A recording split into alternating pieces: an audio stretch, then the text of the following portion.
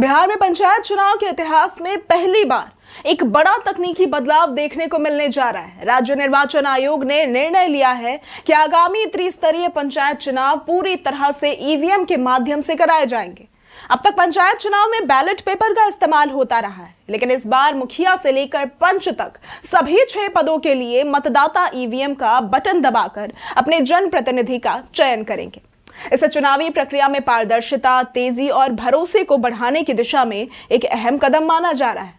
अब राज्य निर्वाचन आयोग ने इस नई व्यवस्था को लागू करने के लिए बिहार सरकार से ईवीएम खरीदने की अनुमति भी मांगी है। सरकार की हरी झंडी मिलते ही ईवीएम खरीदने की प्रक्रिया शुरू कर दी जाएगी। आयोग के अनुसार पंचायत चुनाव के लिए करीब 32,000 से अधिक ईवीएम की जरूरत पड़ सकती है। इसे लेकर पंचायती राज विभाग को औपचारिक पत्र भेजा जा चुका है और मंजूरी मिलते ही खरीद की कार्रवाई तेज कर दी जाएगी। अब ऐसा माना जा रहा है कि ईवीएम से पंचायत चुनाव कराने पर खर्च भी काफी बढ़ने वाला है। अनुमान है कि इस पूरी प्रक्रिया पर 200 करोड़ रुपए से अधिक की राशि खर्च होगी। पारदर्शी मतदान, तेज मतगणना और तकनीकी व्यवस्था को मजबूत करने के लिए यह खर्च जरूरी बताया जा रहा है। बिहार मंत्री परिषद की ओर से राज्य निर्वाचन आयोग को 200 करोड़ रुपए तक खर्च करने की अनुमति पहले ही दी जा चुकी है, जिससे बजट को लेकर फिलहाल कोई अड़चन सामने नहीं आई है। अगर 2021 के पंचायत चुनाव से तुलना करें तो ये चुनाव कई मायनों में बिल्कुल अलग होगा।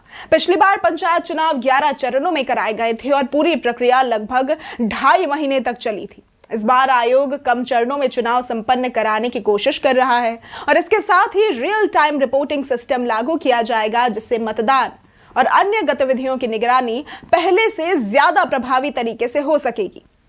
अब इस चुनाव में आरक्षण रोस्टर भी बदला जाएगा। आयोग ने नए सिरे से परिसीमन की प्रक्रिया शुरू कर दी है। इसका मतलब यह है कि जो सीट पिछली बार सामान्य थी वो इस बार आरक्षित हो सकती है और जो ओबीसी या अन्य आरक्षण में थी वो एससी, ईडब्ल्यूएस या सामान्य श्रेणी में भी जा सकती है। इससे पंचायत स्तर पर राजनीतिक समीकरणों में भी बदलाव देखने को मिल सकता है। अब पंचायत चुनाव 2026 में लेटेस्ट तकनीक वाली M3 यानी कि मार्क 3 ईवीएम का इस्तेमाल किया जाएगा।